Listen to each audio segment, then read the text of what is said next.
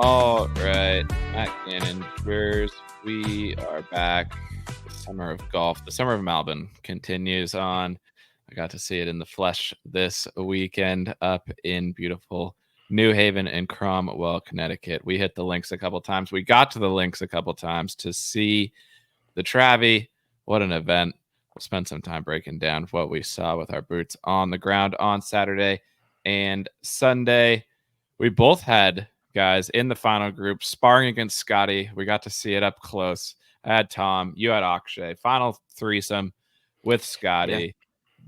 How was it? How did it feel to be there? Yeah, I mean, you can't really have a better trip for a group outing. We have both of our I mean, obviously we want to be on the same guys. We had some of the same guys on our betting cards, but all four of us having a guy in the final group on Sunday, neither of us hitting.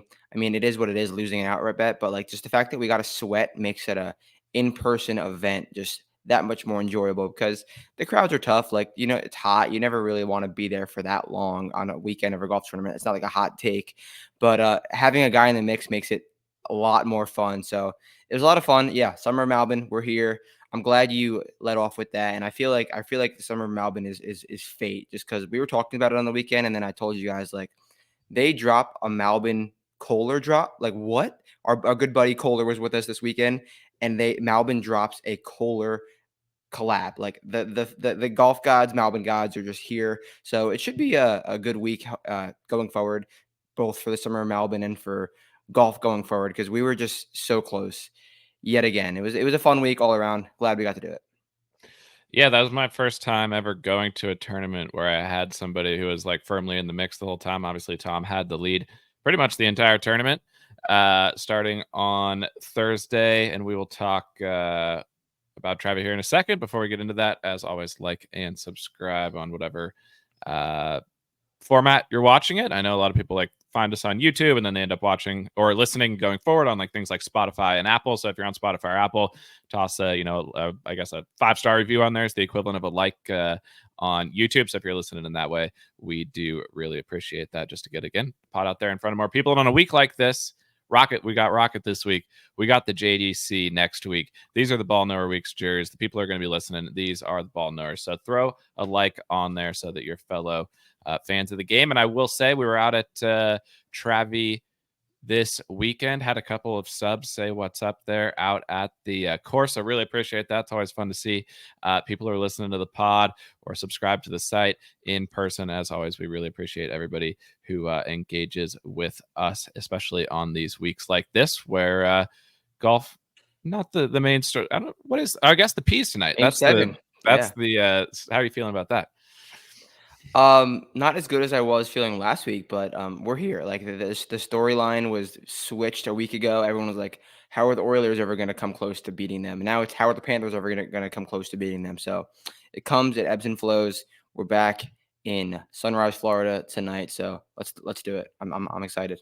Is it what's the line? Is it like 50-50? Basically -110. Yeah, I think it's around that in most spots. I'll ride with the P's. I think the P's Let's get do it it. done at home. I'm down. Just avoid power plays. Don't Yeah, let if them. the I said this on when we were watching the game on the other day, that if the P's get a power play, they should just hold the puck for 2 minutes and then go from there. Cannot have any shorthanded goals tonight for the Oilers. But on the golf front, like I said, I had Tom in the mix. You had Akshay in the mix. We had to battle Scottie. We knew it was going to be a challenge. We knew. Well, Yeah. let's actually start with we. Once again, I feel like we know Scottie. We were out on him at the US Open. We came on here last week and we said this makes way more sense for Scottie. Everybody's going to say this is, putting contest, whatever. Scottie can't win. Scottie can win these type of events. It was also a jacket event. Scottie picks up another jacket. I don't know what's left for him to win on the jacket. Colonial. He's good. BK and I were talking about Right. to the jackets. He's got to get Colonial. The summer Which seems like a no-brainer within the next 2 years. Yeah, and that will give Easy him one. a full closet of all of the tournament jackets. I don't know if there's any others. Oh, I think no, Valero, you get like boots or something. No, maybe Valero has it. Valero, you get boots, and I think you get a car too, or you might get a car at Colonial. Yeah, you One get of a those. car at Colonial. Yeah, you get the like Yeah, I the don't think old there's boots field at truck. dude, we should go to Valero. They should sponsor us. There we go. Boots for the boots event. let us know down there, Valero. We'll go straight from Valero over to Augusta. It'll be perfect. But Tom took the lead, obviously, on Thursday. I was feeling pretty good about it because Tom, to me, is a guy who he doesn't mix often, but when he does mix, he mixes hard. He's Right. got. I don't think there's any question about Tom's dog. He had pretty much closed out every time that he had gotten into the mix, and when we were there watching Tom play, it was like watching a robot. Like the ball was 100%. laser straight, no shape, nothing. It was just like absolute laser beams on every single hole. When Tom gets the swing grooved with the driver and the mid irons, it's what I was like. I guess the summary of this take, and this is true for a lot of the players, like Birdie Fest. I know people are like out on them; they're not fun, whatever. Being in person and watching a Birdie Fest, just watching these guys just stripe over. Straight. Because like I usually we go to the tough events, like we go to the majors, we go to And Valhalla, we see guys eject all the time. Yeah. but we see like and in the practice rounds, obviously they're not playing seriously, so it's kind of hard to tell like what's going. Just watching these guys stripe and like watching Tom literally be 200 yards out on a par three, and you just know he's hitting it to 15 feet because he couldn't possibly miss. He hit every fairway in the final round. Like Yeah. it was fun to watch, and Tom specifically was fun to watch because he was just flushing so hard both Saturday. Yeah, I mean, obviously, I was not that I was actively rooting against Tom Kim, but I had Akshay in the mix. So I wanted, okay, is Tom going to make a mistake? And every single swing, even Scottie, like we know Scottie Scheffler always has one like wide swing. He'll miss a little right, have that little left miss. I was waiting, like, is Tom going to put one in the rough? Tom did not even blink. Every tee shot, every iron shot, looked at it. Every tee shot, picked up his tee quick. I was like, oh, this guy is just so dialed. And I'm sure you saw the tweet that I did last night. Tom Kim played nearly perfect golf. He hit 95% of fairways, like 85% of greens, did not led the field in birdies or second in the field in birdies, made the least bogeys of anyone in the field. If anyone has that stat line, I'm not sure they lose the golf tournament. And Tom Kim played as perfect as anyone, had better like statistics like that compared to Scottie, and still didn't win. It's just crazy what like how I mean how obviously how good Scottie is, but just how amazing Tom Kim played. And yeah, great call. I liked him going into the week too. I didn't pull the trigger, but it was so impressive, and he has so much dog. Like that putt he made on 4, one either bad number or missed club going into 4 green, just flew the green. Probably his worst iron shot of the week. A tough chip, put it to like 15 feet. Probably was one of the best outcomes there. And this was to keep the lead to himself. Makes the putt, stares back at the crowd, gives a little shout. Like he has dog. It was a great watch. Yeah, I mean, he definitely had. If you can battle Scottie into a playoff and he For did like 72 make it holes, put on yeah. 18, like he did basically everything he could. He loses because he misses those 2 3-footers. Like you can't miss 2 3-footers at Travy, first of all, and expect to win, and especially not to beat Scottie. But even to miss 2 3-foot putts, to like basically 3-putt twice from close range and still beat the rest of the field by 2, like Tom was outrageously dialed. It was fun to watch in person. He couldn't miss. Every single shot was pretty much perfect. His swing, I think, is one of the most underrated swings on the whole tour. Like from a purely when it's dialed, how could it possibly go wrong perspective? He won Shriners without making a bogey. Like once he gets it going, he kind of just, it's so robotic. He just takes the club back, gets it set, and then he just turns through. It's hard to miss. That's why it was disappointing. I think he got it up and down on 4. That was great. But in the playoff, there were a couple of times, and we were there. I don't know if they were talking about it on TV or not. Like it was a lot windier out there than maybe it would have looked on TV. Like you had to factor the wind in on every shot because at the end of the day, you were trying to stuff it to 10 feet on every hole. So it was like, it wasn't just let's play to the middle of the green. It was like, how do we throw a dart no matter where we are here? And there was a couple times where like Tom was so dialed. If you gave him the right club and the right number, he was going to hit it to 10 to 15 feet every single time. So it's disappointing in the playoff to miss the green and plug it in the bunker with a bad club when it's like, guys, just give Tom the right club and he's going to hit a good shot every single time. So that was for me the disappointment of the playoff, of just making a tactical mistake when the swing he couldn't miss with his swing, so it's just like make the right decisions. And it seemed like in the playoff hole, once they moved the pin to the different spot, they were in between clubs based off with the wind, because him and Paul, I was watching on TV. They had the caddy mic conversation. They were like, "Yeah, this is a 68, but are you going to give me a few extra?" And he was like, "Yeah, I got it." And either it was a slight mishit or the wind held I up a little think he bit, just, like, tried to go after it and came out of it a little bit. As somebody myself possibly. who did that repeatedly as we were golfing, I know that's the miss when you try to, like, smack it, you just come out a little bit because Yeah, it had the distance to the flag, but he pushed it right, and then right. it needed to carry even further to get over that bunker. But good effort from Tom. I'm completely pleased with what I can't complain. He should have made the 2 3-foot putts. I take blame for the one he missed on Saturday because BKNA walked away before he hit the putt. He missed. And then on 8 yesterday, we were getting ready to walk away, and I said, "No, let's wait." I walk over. I have a clear view of Tom's 4-footer or 3.5-footer. Doesn't touch the hole. But every time he battled back. Like, he could have given up in both those Yeah, scenarios. He fought back. He played well. It was fun to watch him. And overall, I think you'd agree with this. Travy for watching even a final group. Like, I was worried we yeah. weren't going to be able to see much because it was Scottie, Tom, Akshay. That's a good final group. Great viewing experience. I feel like we got to see every shot from pretty close. And some of the putts, like, you weren't quite close enough to see the hole, but you kind of get a sense of where it was going to go. Travy for watching a final round with a guy in the mix is excellent. Yeah, it's great for watching, but also no matter what tournament you go to, you have to know how to watch. You have to know when to get ahead, when to hold back. But overall, it's one of the better viewing experiences. As I think, I mean, I've only been to a handful of them, probably 3 or 4, but the TPC designs are good for watching golf tournaments. They are somewhat made for it. So yeah, Travy is always a good time, no matter what the field is, what the tournament is. I want them to de-elevate Travy. I did tweet that yesterday. Yeah, give us the full field at Travy. I mean, clearly everybody can mix at Travy. Doesn't matter what style of player you are. So the more players, the more fun.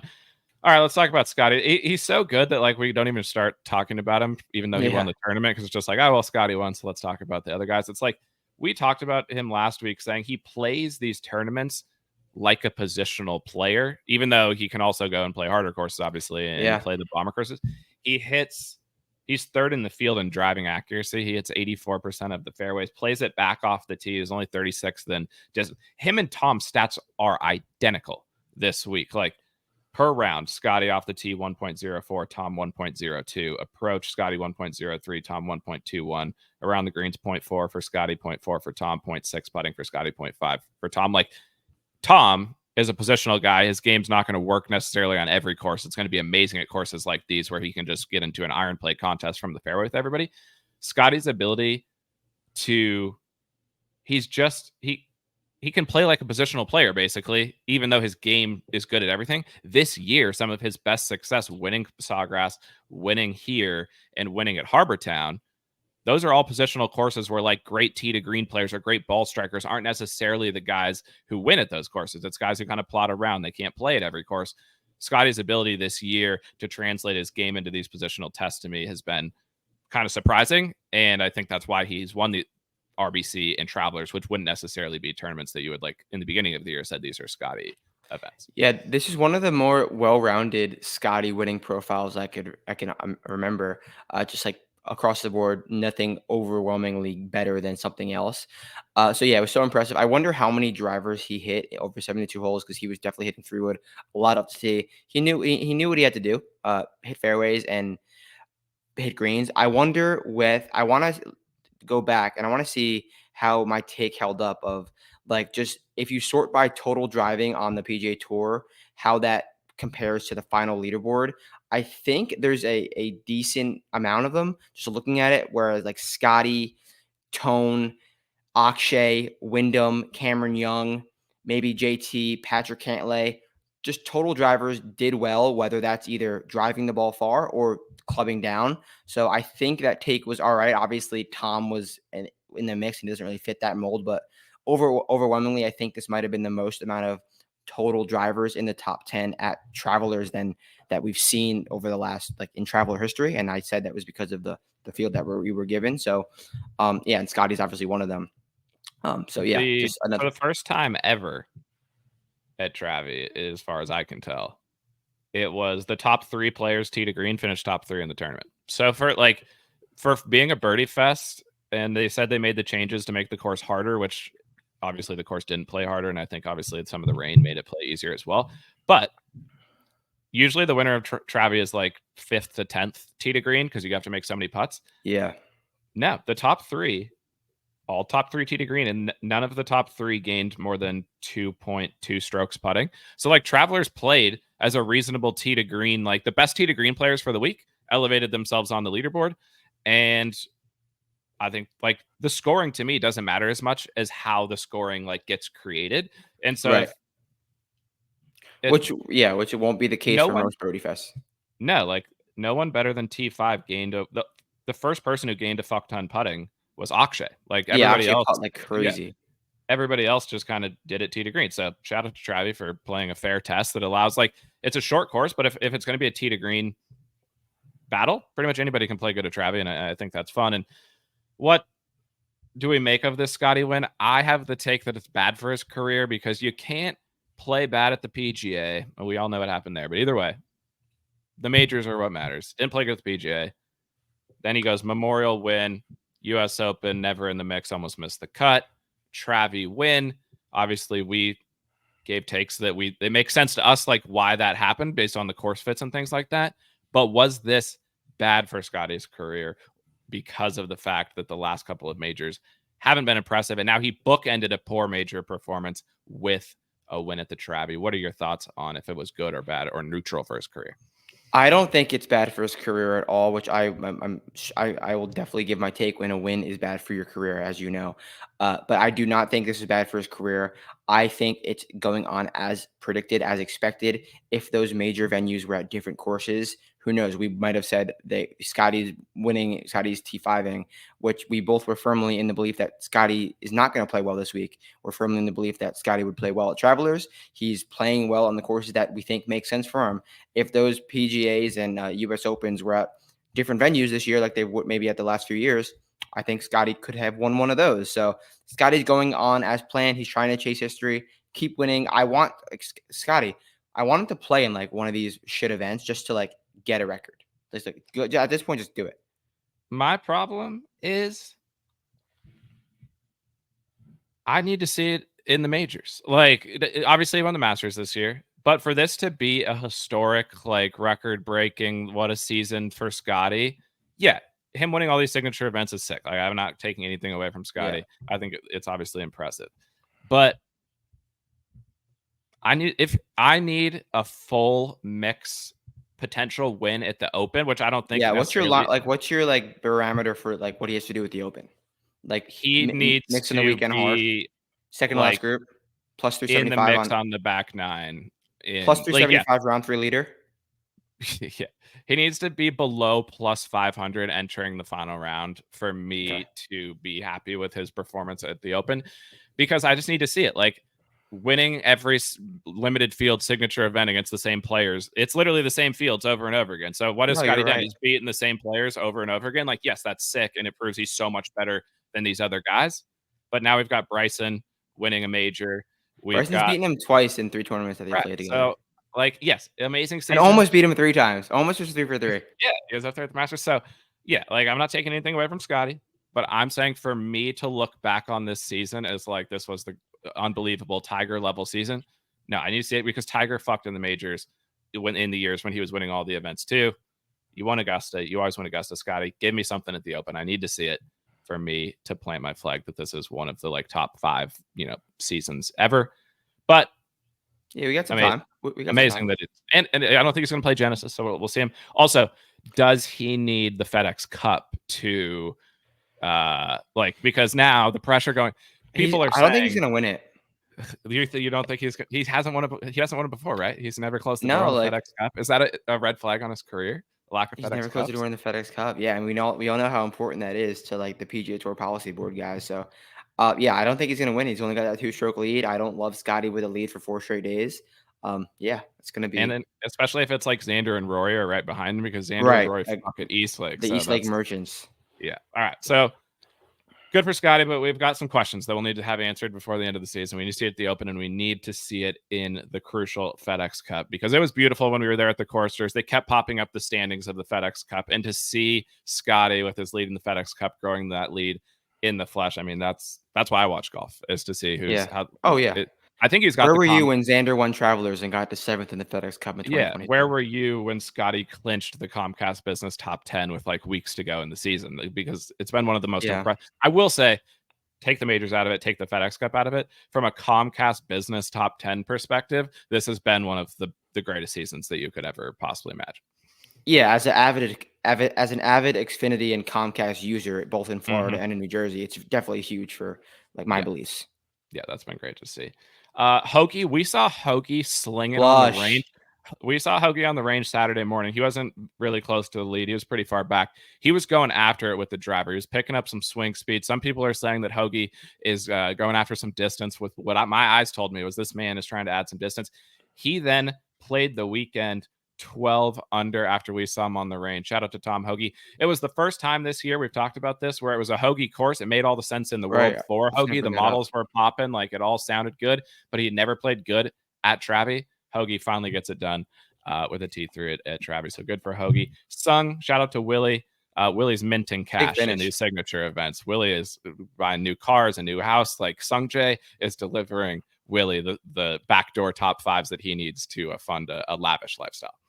Yeah, look out public tee times in the next few weeks because they are going to be coming in the local area where Willie Wilcox is. I did want to talk about Akshay briefly. We mentioned his putting, and I talked to you about this yesterday because we kind of split up because we were battling. We didn't want to be Yeah, next to we each couldn't other when talk we were during the battling week. Final G. It was a weekend of battles for us. It was. We split. People are for wondering. We had two matches. The match on Friday was BK and I versus Jers and his friend Kohler. We had never seen Kohler golf, so we gave, and it was made out to that he was a terrible golfer. So we gave 6 shots to him. We lost the match. He played really good. So then we re-teed it Sunday morning. No strokes, and BK and I came through in the match. So split over the weekend in the matches. We'll see if there's more battles the rest of the summer. But want to talk about Akshay's putting because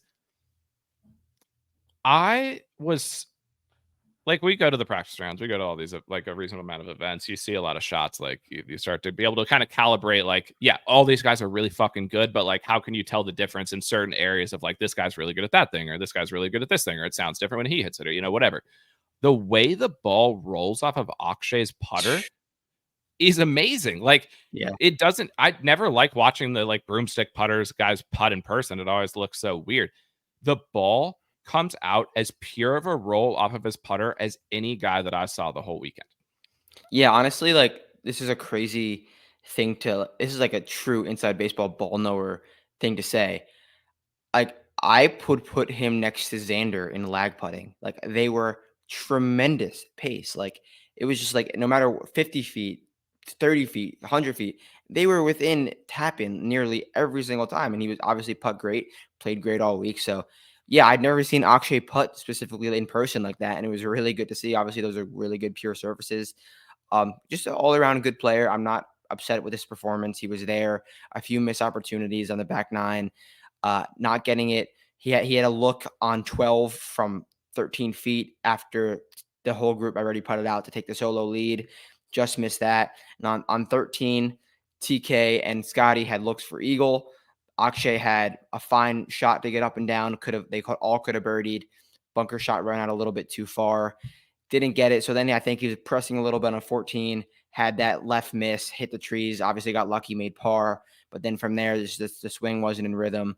Didn't look good. I think that 12-13 circuit Yeah, I kind of mean, took like the gas off. Scotty, Tom, and Akshay were kind of all. One guy would go one shot ahead, and then they tie, and they go one Yeah. shot behind. Like it was all pretty equal until they got to 13, and both Scotty and Tom hit dope long Yeah. or woods or irons into the green. Scotty hit the better one, but Tom hit it to 25 feet, gave himself an easy 2-putt. And then 14 obviously was 14, but 15 also Tom and Scotty both drove it right in the middle of the green. And then Akshay was over the back, down the downslope. Yeah, those long iron wood shots on 13 and 15 to me were like watching it in person. Those are the things that kind of differentiated Tom and Scotty when everything else was pretty much identical between them. And I think Akshay was putting the best out of those. And guys. they were like literally like fractions off. Like Akshay's wood into 13 was 4 yards right. It was a fine shot, and then his shot on 15 it landed on the green, just was too far. It hit it too hard. And I think that's the cool thing about getting to watch the final group and like caring about it in person is like you can see how fine the lines are. Oh yeah, There was a couple shots over 18 holes that allowed Scottie to win. Like on 14, both Tom and Scottie had flip wedges in on 14, and Scottie hit his to tap in, and Tom hit his to 12 feet. Like you just see at a course like that, that it's such a narrow margin, and that's what makes Scottie winning actually kind of more impressive. Is that like even in these tournaments where the margins are so narrow, he keeps finding his way through. But I think like watching him the full day, like you can't see it on TV, obviously, watching him walk and just like patrolling around. yeah. He just looks like he doesn't give a fuck about the tournament. No, Like it genuinely seemed like Scottie didn't care at all. He's just like, I don't. truly. He couldn't possibly have cared I less. thought he was gonna let Tom win, honestly, He might have based been off trying what. to let Tom win. Like I don't know, because he didn't look like he cared. Tom, I saw some takes saying that like Tom talking to Scottie like wasn't taking it seriously. I will say no one would have been quicker to like be upset with Tom's mental focus than Yeah, me when you have a right, ticket right, on him. yeah, Like you want the best.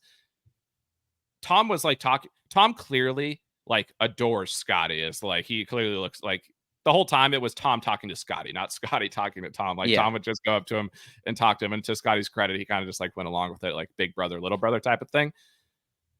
Tom was trying his fucking best and was like focused in on all the shots. Between shots, they were joking, laughing around, but I thought Tom was totally in trying his doing everything that he possibly could. Even when he missed those short putts, it wasn't like he just walked up there and tapped it. Like he just didn't feel comfortable. He kept stepping off the short putts. So did want to give that take that I thought the Tom and Like Scottie like the banter was, fact was good. that the preparation, I agree, was like Tom was just like so dialed. He wasn't like not focused talking to Scotty, and they really put it into perspective on 18 or in the playoff when they went to do the final hole. Tom went and surveyed the hole with Tesori and Yeah. like saw Scotty was like they were like yeah, we're moving the hole. Scotty was like all right, and got in the car and like walked Yeah. right back. Didn't even look at it.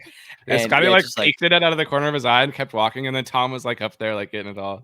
Yeah, And the Scottie. fact that you and Brian, were, I'm not sure if you guys said this or I heard it with Kohler, but I think it might have been you guys. They were like, "Who you rooting for?" To Scotty's dad, and he was like, "Yeah, I'm not sure. It'd be like nice to see Tom win." And then after the tournament, when they showed Meredith, they were like, "We didn't know who to root for. It was between you and Scotty." Like Scotty might have been trying to let Tom win, and then he just was not good enough.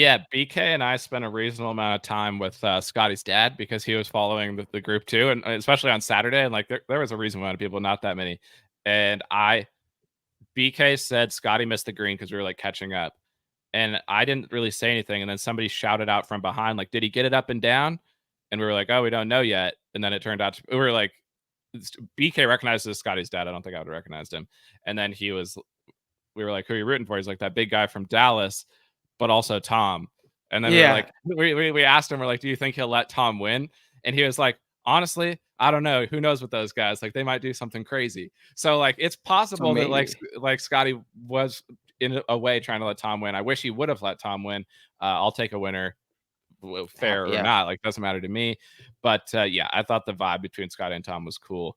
And battling for $4 million with with one of your good friends down the stretch of a golf tournament sounds like a pretty good way to It's live basically life. what we did over the weekend. The last thing I wanted to say about Travy, I tweeted about this. I witnessed potentially my number one all-time greatest shot coming into Travy was Scottie on 6 at Oak Hill in the practice rounds. That has been my number one greatest shot I've ever seen. Xander hit a 3-wood into 6 yesterday that I will think about for the rest of my life, because I've been of the take now for a while that watching guys hit 3-woods in person is one of the most impressive things of all of the things that you can watch, like going boots on the ground. Because to me, 3-woods have always been like one of the hardest clubs. They hit him so high and so far, and they land so soft. It doesn't make any sense how they do it. He's 285 out into the wind. Like the wind was blowing 10-ish miles an Yeah, it hour. was as strong as it was. Most other players were laying up or like couldn't even get to the green, or were like ripping woods and still having like 50-yard pitches. Perspective, Cam Young, one of the longest hitter hit driver from this spot. Yeah, Off driver the off the deck. deck. Xander, I'm like just turning, and I wasn't watching Xander. Like I didn't care. We were moving from watching Tom to the next hole. I see him flush. He hits it in the sound. And he like the way he swings too is just so smooth and so effortless. We were talking about this yesterday. Like watching Xander swing in person might be the most impressive like Yeah. swinger of anybody to watch, because it doesn't look like he's swinging hard, but then the ball comes off like a cannon. This 3-wood was in the air. I don't know how long. It felt like 10 seconds. Xander like hit it, looked at it, and then like sheathed the club and like started walking after it. This ball to the moon from 280 in the air for a light, like a punt, basically, like a great Yeah, I was punter, just gonna like say just that. up there. It comes, you can't even, you can barely see the pin. The green is so far away. Like it looks like such a small target. And you just see the ball plop down like 25 feet, 20 feet. bounces forward once, ends up 20 feet. It was unbelievable. It was Yeah, you saw it truly from behind. I saw it unbelievable. from the side, and I was like, "Did he just hit that like to 20 feet?" It was yeah, unbelievable shot. Xander is truly one of the. I love Xander, I really do, and it was impressive to watch. What happened to him? Because after he hit that shot, I was like, it's over. Yeah, Like, well, I State of the think Xander's Union, like, gonna win. he shot even par, I believe. He Yeah. after making bogey from 115 yards on 7, which I was scared, I was like, Xander just almost made eagle. He's got 100 yards on the fairway on 7, little flip wedge, and then he ended up making a 5. Kinda dodged a bullet there, just not having I mean, although it didn't matter, having Xander, like, firmly in the mix, but yeah, just he didn't have it, I guess, after that shot. I'm gonna save. I've got Cam Young takes, but I'm gonna save those as we go to Rocket right now because he's in the field at the Rocket Mortgage Classic. Jers, uh, you got to make birdies at the Rocket Mortgage Classic. I don't know how Gotta much do it. to like. Gotta do it. I think you could come up with takes about what like strokes gain categories matter. I think definitely you can have a distance advantage here. Sure, you could spike putt. We've seen a lot of good ball strikers play here, even though I don't think it's a putting contest by any stretch of the imagination. Like the winners here, tee to green rank. Like, let me give you those because I always, for me to decide if it's a putting contest or not, I look at the tee to green numbers first and say, like, how did that translate? The winners of the Rocket Mortgage, there's been 5 Rocket Mortgage Classics. We've had different types of winners. We've had bombers with Bryson and CD and Finau. Ricky, obviously, it's a pretty far. We also had Nate Lashley win. No one is ranked worse than 4th tee to green on the week to win the Rocket Mortgage Classic. So, like, you got to strike your ball pretty good, play good tee to Yeah. green. Everybody scrambles good. I think it's on the par 5s, getting it up and down is where those like around the green stats. Nobody's been worse than 0.3 strokes around the greens. It's a medium amount of putts you got to make. Bryson and Lashley made about putts. But at the end of the day, you take out the strokes gain stats, so you just go look at the other stats. The birdie or better from the fairway, birdie or better par 5. Yeah. Like those are more meaningful. I weighted those a shit ton in the model. I usually weight strokes gained more than like the other stats. I weighted Right. those almost more because like that's the thing that remains true of all these guys. I don't care how you do it. You need to be a guy Get who can it make a yes, lot of get it in birdies. hole. Yeah, I totally agree. My key stat, obviously, more than anything, not a hot take. Driving distance, don't be scared to send it. This is one of the few courses you can be a little bit loose and still get it in the hole. So yeah, driving distance and then birdie or better percentage. Get out with the putter too, I think is important, but not as important as we may be thinking after what you just said. So overwhelmingly, the fairly similar takes I think we have on this golf course and this type of style of golf. So yeah, I guess you can lead us off with Cam Young. Is he the favorite? Yeah. Is he the actually favorite? No, Tom's favorite, TK? which I think is Okay. fair. Like Tom's deserving as favorite with his like win equity and how he played Right. last week. I don't think you can bet a 12-1 Tom Kim. I mean, he was literally just like 55, 60. Who knows if In he a even field cared? where mainly bombers win. So yeah, I agree. And I mean, I think Tom will, if Tom plays, like it's He's insane he's even playing playing. well enough to like have such a high ceiling like T8. Yeah, and I mean, we've seen at this event the last 2 years, a couple of the like big name favorites won the tournament at like Right.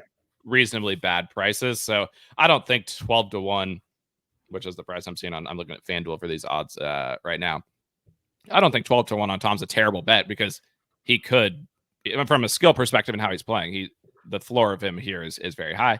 But yeah, Cam Young 14-1. Cam Young shoots 59. Cam Young then makes 4 birdies in a row to start the final round. And then Cam Young realized that this wasn't just out there for fun. Let's see how many birdies we make. This was a golf tournament that somebody was going to win. And once he realized that, he completely ejected from the tournament. You were on him. He's your guy. Before we talk about him here at Rocket Mortgage, to me, I actually I won't fully go that Scottie's win was bad for his career. I will say Cam Young's 59 and then 4 birdies in a row and then ejecting from the tournament actually was bad for his career, in my opinion. It didn't make me any more high on him as a player. It actually proved to me what I already thought about him as a player, an unserious golfer. What was your take on the performance from Cam? Yeah, super unserious. It's like a 59 out on a Saturday morning with your boys, not in any contention. And then he keeps it going. He firmly gets into the mix with 15 holes of golf left. Like, you're tied for the lead on Sunday. I know the leaders are a little bit behind you, but yeah, But he could have you're if there. he birdied the par five, if he birdied six, he would have been on the same score that Tom and Scottie ended up leaving six at. Like No, he yeah, was in the lead firm, effectively. firmly in the mix. And then so he had on 6 hit a beautiful driver off the deck. He didn't even a cut in that right fairway cut, wasn't even in the rough. Hits an awesome pitch to 4 feet, and I'm like, we're about to take the lead. And I, as a Cam Young backer at 100 to 1, sue me. I thought it was a fine number for the Yeah, talent, like the yeah. talent that Cam Young is. We won't be filing any lawsuits for that. That's a Yeah, reasonable it'd be number. different if it was like whatever his number is this week. So yeah, he was. I'm like, all right, Cam Young, like we're doing this. Like we might have a sweat. I'm gonna have to go watch Cam Young for a few holes. As soon as he missed that 4-footer on 6, it wasn't like I wasn't even mad. It was more of like a relief. Like, okay, this is Yeah, over. like I could just I don't. focus Yeah, on yeah. my guy. Focus on like stay with Adam and Brian. Watch TK and Akshay. We're good. Like it's Cam Young. Do your thing. So yeah, he does that, and then he makes another birdie on 9, bogeys 10, and then or flip that around, one of those two things, and then he gets to 12, makes a double somehow makes a double on 12, and just fully ejection after he misses that 4-footer. Yeah, super unserious golfer, and now I think that weekend round boosted his odds by 50% or 100%. I think they'd be double if they were if Yeah, he I agree. just played normal over the weekend. So So you're out on the 14 to 1. yeah, oh yeah, for sure. And I know he has a runner up here in his only trip. Like on paper, yeah, a lot of courses make sense for Cam Young, but why would it's not like he's in blazing form. He had a good start to the season in terms of strokes gained and form, and he's been objectively bad the last month or two of the season. Had a one good weekend, and I don't think we should buy him at this price. Like Ricky was playing insane all season. Like he was all season long elite form. It wasn't even like this recent run of Tom that like we're getting. Ricky was insane all season and won. I mean, Tom, I think is whatever. Tom and Cam, I don't think they're a like elite level form to have that like, another favorite win because the Bryson won at like a plus 800, Tone a very short number, and Ricky at 14 to 1. I don't think we're gonna get another one of those this year. Yeah, and I mean Tom is first in the model this week because he has been playing good and his stats check out. Cam Young is 17th in the model because like the model takes longer time frame than just how did you play, last week. So I Right. don't think the price on Cam Young makes any sense at all. I will definitely not be in on that. I don't think I mean I won't be in on Tom. I'm not betting anybody below like 20 to 1 this week for sure. I almost never do, but those are the two guys. If you had to do a head to head, who do you think finishes higher? Take the odds out of it between Tom and CY. Where would you be going? Wow, that's a good question. I'll say Tom. I'll say Tom. Yeah, I like Tom. If he's going to show up and play for a 10th week in a row, he Yeah. probably wants to win. I don't know. The 20s there's two guys in the 20s. They're both 20 to 1 on FanDuel, and then it jumps right to the 30s. And they're two young guns. They're two guys we talk about a lot. They're one of them we were just talking about. Akshay's 20 to 1. Minwoo Lee Jers. This is not a links course, as we know, but I have never seen Minwoo so high in a model that I've ever made because usually his stats suck and it's magic that allows him to play Yeah. good. He's fourth in the model this week. Akshay is sixth. Who do you like better between Akshay and Minwoo this week? And can Minwoo win even though this isn't a links course? I do. I think I like both of them more than the other two, just as a whole, and the splitting hairs between the two. I think I might like Minwoo a little bit more, just purely like I can see the driver putter working this week, him just absolutely sending it and then finding birdies. And honestly, the approach play hasn't been good, but it's been spotty, which is good for him. Like he's had good weeks, he's had bad weeks, which is like good for Minwoo. Um, we're going to. I know I've made this connect before, but like these green surfaces from Travelers to Detroit are like very similar, not slope wise, but grass type. And if Akshay can keep that rolling up, I don't love Akshay in pure birdie fest, truly, but if he can just keep that putter up, he definitely has the distance off the tee. Like the iron play is it's not in the best spot right now, but we know what his ceiling is with the irons. He can gain 7 in any week, and no one will be surprised. But I wish he had that better iron play last week because he was either flagging it or not hitting a good shot. There was not really a difference with his iron play last week. So I don't know. This is a really tough one. we've seen guys play really good in Rocket, then play really good the next week, just like keeping that form. Minwoo hasn't played in a while. Probably just based off of that, I'll go Akshay, but I do like Minwoo as well.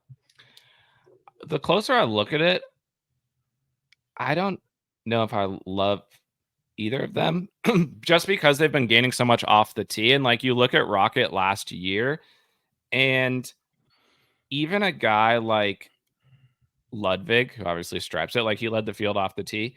He gained 5.2, which is obviously a solid number off the tee, but like it is pretty hard to gain off the tee here. Like you can do it with if you're just nuking it, like that's great, Yeah. and you can gain a reasonable amount. But like I still need some iron play, and both Minwoo and Akshay have been a little shaky with. I mean, we know what Minwoo is. I agree that he's been hitting it a little bit better with the irons than he has recently.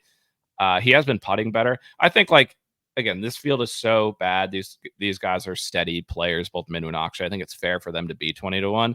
But from an outright perspective, when I need like when I'm going to look a little bit more iron play and putting, neither of those guys right now in their current form like jump out to me from those perspectives. We get to the 30s. I've got 4 guys at 30-1 for you. Zal, which 30-1, that is surprising. Noren, Mav McNealy, and Keith Mitchell. They're all 30-1. Who's your favorite there, and maybe who's your least favorite there? That's just a fun. It's just crazy how unserious that range is, and it's so unserious that like I think one of them will play well and like maybe mix, like it finish T5. I mean, we saw good things from Zal like on Thursday. The fact that he finished where he finished is so funny, but like it was. I'm happy to see. Like I never want Zal in a birdie fest. I'm happy he had a good round on Thursday. Like he's done the same thing at Amex before. Like had one really good round, got a decent finish. Keith Mitchell's stats are the best out of this range. Like Keith Mitchell's stats are insane, but the fact that he's priced 30-1 every week doesn't really make any sense, like ever, because he's won one time in his entire career. And I tend to prefer him in a little bit more difficult conditions if I had to pick a spot for Keith. Noren, he's the really good results have kind of worn out over the last 3 starts, but I will say like those were in really tough fields, so maybe he can get back on his horse, and he's just a grinder who'll be there for 72 holes. Just by that I would probably say Noren maybe finishes the highest. Matt McNealy, he's definitely the driver putter guy, and he's kind of striping his irons like the best he's has in his career, or one of the best he's had in his career. Maybe Mav then. Maybe Mav could be the guy. I like him. I've always said Mav's gonna get his first win in a shit field at sub 50-1 at a bad number. If I'm just circling back to old takes, that could work. I don't really love this price. Maybe I'd go with Mav. Yeah, I'll agree that I think of those, I'd pick Mav. I will not be betting him at 30-1, though. I can assure you of that. I can see myself getting there. I think I put Mav in one of the least amount of dogs on the entire PGA Tour. Like he doesn't mix often, but every time he'll be up there. I'm sure he takes the lead at some point this week, or his name is like they show the big leaderboard. He's like T6. I don't trust Mav. I had him at the Fortinet. This is long ago because he never mixes, but he used to mix. And the dude legitimately cold chunked an iron off of the tee on a like layup par 4 to lose the tournament. So, yeah, I have McNealy in my no dog list for sure. But I do think he plays well, and his incoming form makes sense. There's a lot of guys in this tournament, and instead of going, let's give me some names. Just like who are you looking at? And maybe I'll start because I'm just scrolling through, looking at the 40s, 50s range here. First of all, Thor Bjornson's 50-1. That's insane. Genuinely insane. Good player, but wow, 50-1. I'm excited to watch him this week because we see these young studs come out and not even win, just like play better than we think quick. And he got off to he played all fine at a signature event. I'm interested to see how he plays this week because like just come out of nowhere, just bomb the hell out of it. I want to see his driving distance numbers because they were like leading the field on Thursday of Travelers. Excited for him. But Davis Thompson, I like him a lot this week. Thoughts? 40 on Davey T. I like him. I also don't think he has dog. For some reason, Davey T, like his performance at the U.S. Open actually was surprised. What did he finish at the U.S. Open? Because it was his 9th, best around the green performance of his career, I think. Was just crazy impressive at Pine. He can't really putt, which would concern me. I could see Davey T being first round leader. I could see he's been Again. first round leader here before. I could see him playing a round or two good. I think that's the thing this week. There's going to be guys who I don't like necessarily, like outright to bet, that are going to have one or two spike rounds. But I need a guy who can get to 25 under by shooting 6-7 under every single day by being steady across the board, not like a guy who just can only spike, for one round and then kind of just, man, I need a guy who's kind of steady across the board. And Davey T, I think, makes sense from that Yeah, I perspective. like him. He's been playing good golf of late. Like he's He's a solid got player. like 3 top 20s in his last since May. Runner up in Myrtle, which I think is actually a good comp. I'm looking at Myrtle and Fortinet as comps, guys who send it off the tee and make birdies. Yeah, I don't dislike him, but it's hard. 40 to 1 is a tough number for me on Davey T. In the 50s, there's some guys that I think these are the first names that actually start to interest me, are like the 50 to 55 range guys. EVR, give me EVR making birdies any day of the week, and we know he's got a dog and can win. Ryan Fox, this is a Fox course. For sure. If Fox can't play good here, I don't know Fox. Like I never will commit 100% to a bet on the pod because I need to do my process before making a commitment, but I'd be surprised if 55 to 1 Fox isn't on the card this week. Also, all of our guys are 55 to 1 this week because Nico's also 55 to 1, and so is Nick Dunn. Yeah. Fox, just that might be my card right there. 55 to 1, Fox, Nico, Nick Dunn. Who of those would you be least surprised if they won out of those groups? Like, who do you think is most likely? Least Fox, Nico, Nick Dunn. I would say Fox has been playing probably better, and he's just because we say no nuance, but it is Donnie Ross. There might be a little bit of nuance on these greens. Yeah, you got to. Every winner's gained at least 0.3. Dude, Fox has been struggling around the greens too. That's concerning. The nuance is real. And did you see my little interaction with Andrew Novak last night? I did not, but I saw you tweeted about him. Did he respond? I tweeted about him. He responded, and he said, "Please just don't look at my putting stats." So I did look at his putting stats. And then from there I was like, okay, is this just a one-time thing, or is it a Donnie Ross thing? His 2 worst putting weeks are -8 at Rocket and -7 at Wyndham. So I was like, all right, the nuance is real. Like he's in his head. And as Donnie Ross guys, like we know how it is. Like it's not a joke. So we're not shitting on Andrew Novak. It's tough. Like he's our guy. Yeah, like some guys have it or you don't. If you're not a putter who plays a lot of break and dies it in the hole, if you're a guy, I like to putt a little more aggressive. I like to, if it's 2 cups out on the left, I'll go 1 cup out on the left and hit it with a little pace. That's not going to work on Donnie Ross because the second the ball gets below the hole, if you're below your line, you're missing. See ya. And it's going to roll out an extra 6 feet. 8 feet. Yeah, and if you somehow miss the center of your club, if you hit it dead out of the toe or the heel, you are dead. You are gone. You got to hit your putts well.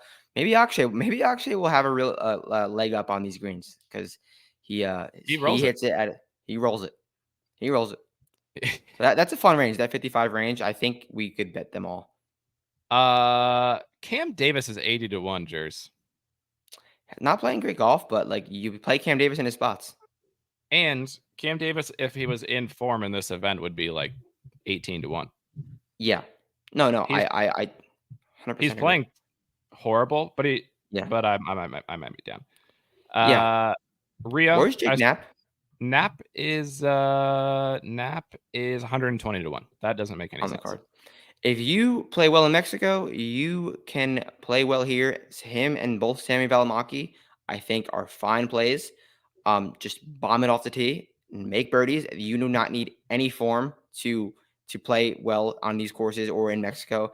And Valimaki had his best ball striking week in his last start since Mexico, so he showed something. Jake Knapp has been playing awful golf, but I think they were in like literally majors, memorial, signature events. Fine. He's got 125 to 1. He was 90 to 1 at the Byron, where in like no form. I'm down. I hope he's not popular again because I can see him. I think he will be. I don't like 100. Yeah. I was on him at Byron when he was 100. He wasn't popular that week. I think people are going to do the Byron connection and be like, oh, he's 100 there and he played good. And I hope he's not because I can see myself getting there. Who's I gonna? Oh, Matty Walls is 65-1. How did Matty play at the KLM? Comfy T14, back-to-back weeks gaining 6 ball striking. Again, another guy who mixed at Mexico. In Mexico, he was the 36-hole leader. So, yeah, I'm down for some Matty Walls, and he's playing good golf right now. Random Euro of the week, and I'm going to include Argentinians if you do want to go the toasty route. Random Euros of the week plus Argentinians are also allowed. Where are you looking there? Yeah, why not just do it? Toasty. There's how many courses are there that you can say, Alejandro, go hit your driver as far as you want to with zero remark where it goes. That is, he does that. He does that at. He would do that at Sahali. He doesn't care. He would do that. So Toasty, this course allows him to do that. I'm down. What is his number? Toasty is 110-1. Yeah, I'm down. Let's do it. He almost won on a course where you can somewhat do that in Houston. Let's do it and get scorching hot with the putter. That's all you have to do. Just heat up with the putter, and that's his route. He's not gonna hit many irons super close, but he'll have wedges, and he can hit those close here and there and get hot with the putter. He needs to have a good week because all three of Ortiz, Neiman, and Munoz finished inside the top 8, I believe, on Live. Mito is just lost. That 4th spot on Torquay it's going to be open. It's going to be open. I agree. So I think, yeah. A win from Toasty could get him there. He's under consideration for sure for that last spot on Torquay. Svensson's 90-1. If we're riding guys who played good at Travy, I'd rather ride Svenny than Cam Young from a price perspective. Like what? Yeah, he's made gained 2 cuts here. Green.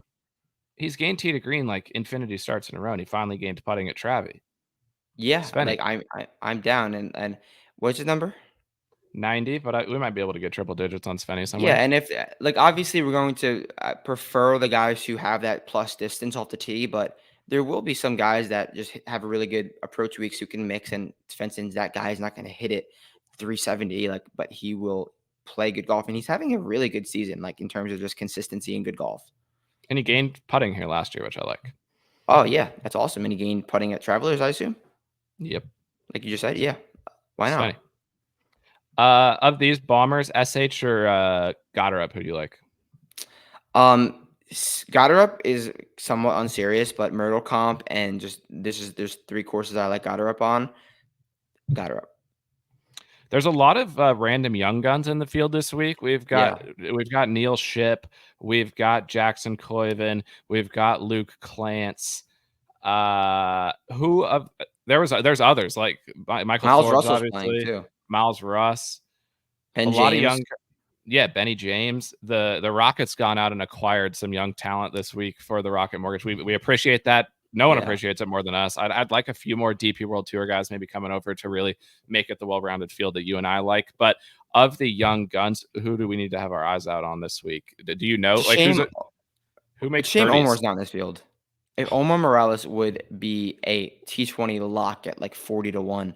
Easily. Yeah, in that group we just talked about, I kind of like Luke Clanton. He has 1 start and he gained 6 ball striking at Pinehurst. He's a sophomore in college. Neil Shipp's obviously a stud, but he'll get like a lot of love. We don't really know too much about Neil Shipp's game yet, but both courses that he played well on are courses that you probably had to hit driver far, meaning the Masters and Pinehurst. This is one that you have to do here. So Neil Shipp can maybe fuck here. We're not too familiar with his game yet. At least I'm not. But I like what I saw from Clanton, and I wrote him up at Pinehurst. I like Pinehurst. Ben James also is a stud from Virginia, but my pick in that range is going to be Clanton. A guy that I've been high on always with the Rocket Mortgage. This is only a semi-serious take. He was higher in the model than I anticipated. I talked about him this week when we were in the car. Harry Hall. You play Harry Hall when you need to make putts and nothing else. Driver putter. Yeah, like you can hit it kind of wherever you want. Harry Hall was T42 at the RBC Canadian Open. That's in form for Harry Hall. Making any cut is a success for Harry. I like the Charles Schwab comp this week, and give me Harry Hall to be a random long shot of the week. Who else deep down the board do you have your eyes on from a long shot perspective? Sam Stevens playing good golf. I kind of like Sam Stevens. I wanted to ask you, what is Pendrith's odds? I Uh, expect him to be popular. yeah, Pendy's 40. That's honestly a That's good fine. number on a winner, and honestly, he makes more sense than everyone. Like I think he's sixth on tour in driving distance. He's played well here before. He's playing fine golf, and the irons have been spotty but better than they've been in like a long term in his And entire Pendy's good career. with his wedges. Like I like Pendy when he's Yeah, like he gained at. I mean, yeah, Pendy at 40 40. to 1 Pendy is crazy Yeah, so I don't in know this why I field. skipped over him, but yeah, from starting a card, I was on Pendy last week. He played fine. He played great here before. Yeah, 40 Yeah, Pendy. That might be where I start my card. the fact that he wasn't 40 at Byron, like why was he what the number he was? Like he could have It's, easily been that. I will say you said Sam Stevens. There's never good odds on Sam Stevens. He's 70 to 1. What? That's Really? yeah. I didn't know that. Sorry. I like that he finished runner up in his hometown Corn Ferry event, and he's hit the ball well there in his last start. So, Sam but I went down and played the KFT. just hometown. Uh, He's from Wichita. He's like, let me just win this, and he finished runner up. hmm, So I think it was just like a vibes play. that's dog. I respect that going Like down he and wanted to yeah, win. you didn't have to do that. Yeah, there's get over to the site this week. I assume you're going to be slinging some long shots this week on the card. Like, what's your plan Yeah. on the card? Are you going to be going like what's the strategy you're thinking For for the sure, seed? yeah. I can see myself getting to one of those 30 below guys and then just going below. I kind of like that strategy like for these events.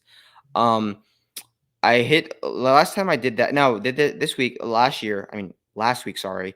I did a long shot card, came close. Byron, I did a long shot card, got hit one there. So hopefully we can do that. I'm definitely down. What are Bob Max odds? I know you don't like him, but 40, not good. no, yeah, I don't like him at 40. All right, yeah. So no real takes. It's gonna be like bomber central for me, long shots. This is I fun. You can definitely get into the woods here. I will say I have pretty nice course history myself at the Rocket Mortgage. Let Yeah, me you tell you have about. Cam Davis. I hit CD here at Triple D's a few years ago. I had Cam Young runner up to Finau last 2 years ago, and I had Hadwood in the playoff at like 60 to 70 to 1 last year. So, and I also had Peter Quest like 20 to 1 top, Invented whatever. Peter Yeah, Quest. I invented Peter Quest here last year. I actually did need to say that. Keep your eyes out on the Monday cues this week because Lashley won as a Monday cue here. Pete Quest basically won last year as a Monday cue.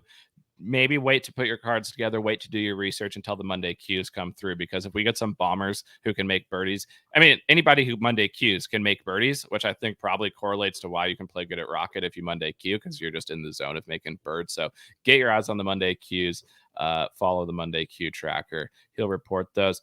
That's the Rocket Mortgage. It's going to be a wonderful event. There's going to be birdies. There's going to be storms. I'd be surprised if there's no delays. I haven't looked at the weather, but when I think of the Rocket Mortgage Classic, Really? I think of weather delays every single Yeah. time. They did the early start last year because of the weather delays.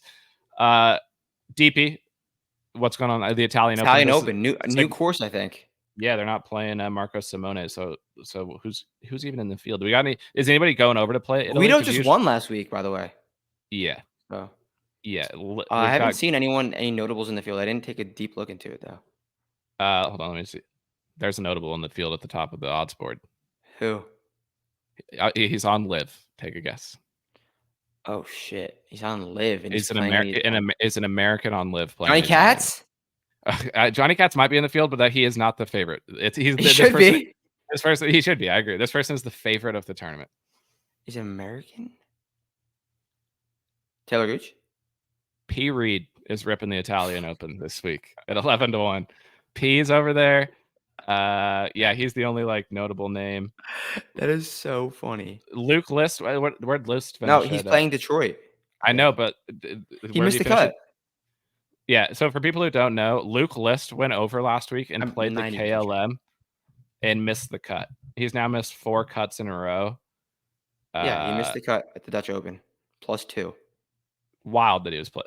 I thought he was like going over to Europe to just hang out until the Open, because sometimes guys do that. Right. Like Billy Ho. Billy Ho will be over there, I would assume, pretty soon. He just went to play the KLM. because he needed to get a week in because he's clearly lost and he His missed game cut. is so lost that he had to fly to the Netherlands For to play. reference, We've never seen he's anything in an like this. event that Matt Wallace is the favorite at, and he missed the cut. That goes to show how bad it I was. don't think we've ever nobody like we follow the DPPGA overlap as much as anyone. I've never seen this before. A player who's when was the last time he played the DP? He hasn't ever teed it up on the Yeah, DP. it's not like he's like a European guy like Henny Noor going over last week to play. Right, Henny, that makes sense. Luke just randomly ripped the KLM Open Yeah. off of 3 straight missed cuts. Missed the cut again. He shot. Yeah, I don't understand. Dude, Well, you know what? He shot 75 in the second round of KLM and lost 5 strokes to the field. He could be trying to pioneer something because if you and I were in the camps of an ex-PGA Tour players team, we would make them do that because we would know where they'd fuck and where they. We would give them a global perspective on all the courses that fit them, no matter what the tour is, what the event, like Cam Davis at Rinkvin and Soudal, like we would get him over there. So I like it. I mean, I want guys doing this, but a weird thing nonetheless. Yeah. So Italian Open, no live. Hatton fucked on live and won easily. Oh yeah, did you watch any of the live? We watched it in the No. car on Friday. But I can live with that. Like 12-1 Hatton, that's fine. Bad beat on John Rahm. Sorry, bad beat. He was runner up, I think. I literally, when I looked at the leaderboard on the way back on the drive, I was like to BK, and I was like, Jers is going to complain about the Rahm T3, and he's going to go back to him again. Somebody in the Discord was asking Rahm at the Open. Maybe I could be down, but yeah, we got Rocket Mortgage. We've got the Italian Open. Quickly, Viking Cup. Not a great week on tour for the Viking Cup. We didn't really have anybody mixing. This might have been one of the worst. Pokanen. He was there all weekend. Yeah, but on the PGA, I'm just saying for the best Viking Cup finish to be Hovland T20, that's unacceptable. We need better than that. It was overshadowed by Thor Bjornsson. They were kind of seeing what his like where he would have his citizenship. But yeah, on the DP, Mikko Korhonen. Where did he finish? I think he was he shot over par on Sunday. Yeah, so Mikko, we haven't even mentioned him on the Viking Cup. It's nice to see him popping up. Seb Sodas, I assume will be. My bad. Seb Sodas. Oh, Seb Sodas isn't playing Italy. He's sending it out because he withdrew after 3 holes last week, or really? I think on Thursday. I think on Thursday he withdrew after 5 holes. He's really? He's fuck this. Or that could have been the week before. But I think you're right. Yeah. Weird. Jesper Sven's 45-1 at the Italian Open. Oh, the bowler. Are you on Monacero at 60-1 at the Italian Open? Monacero, we should be. He was like the first round leader last week. I loved him at Pinehurst. We have to peep this new course for the Italian Open. Then we'll get in the Discord. Yeah, get in the Discord. There was a lot of great stuff in the Discord this week. Thanks to everybody who's in the Discord. They gave. I don't follow the LPGA very closely. I obviously support women's golf, but maybe I need to commit myself more to the LPGA if I'm going to back up the take that I support women's golf. But it was obviously at Sahali. And do we know anything? What's the deal with the girl who won? Because we ripped all of the accuracy GR people that were talked about in the Discord. They started off pretty good. Celine Boutier, I had her. She was mixing there for a while. Corpuz was up there. But then by the weekend, all my people had ejected. Then this lady won. What was her name? LPGA? Yang, I think. Yeah, A. Yang. I think she played her final few holes at 3 over and still won pretty significantly. So did she have a big lead? Amy Yang, her first major success. Shout out to Amy Yang. Good for her. Sahali. But yeah, I think Sahali. There were so many tweets and pictures and things from Sahali. It got the people gave Sahali the credit that it deserves. I've talked about Sahali on here. It seemed like it was a great event. To get there. Yeah. Oh wait, that's a different event. That's -7, I think. What happened here? Yeah, -7. Even final round, win by 3. Yeah. Are you looking at her scorecard? Did she play like 15 and 16 3 over, or was I looking at? I don't know even how to see the scorecard. Oh, here we go. I believe she somewhat choked, but she had a big enough lead. I was hoping Hatton did that, but he did not. Let's see. She finished bogey double par, but she was so far ahead that it didn't matter. Wow, good week for her. But yeah, so people in there, they know the LPGA. I'm starting to get into it because all I need is some takes, and I'll throw a card together for any tour. It doesn't matter to me. So shout out to people in the Discord putting that together and helping us out. We'll start. I think the people put the LPGA stuff in the DP World Tour channel. We're gonna give the LPGA its own channel. Yeah, That's we the should right do that. We need to do that. That's the right thing to do. So yeah, get in there. $99 per week up on the site, $34.99 a month. Jers, it was great to see you this weekend. I'll see you again soon. And let's have a great week at the Rocket Mortgage Classic. Let's hit it.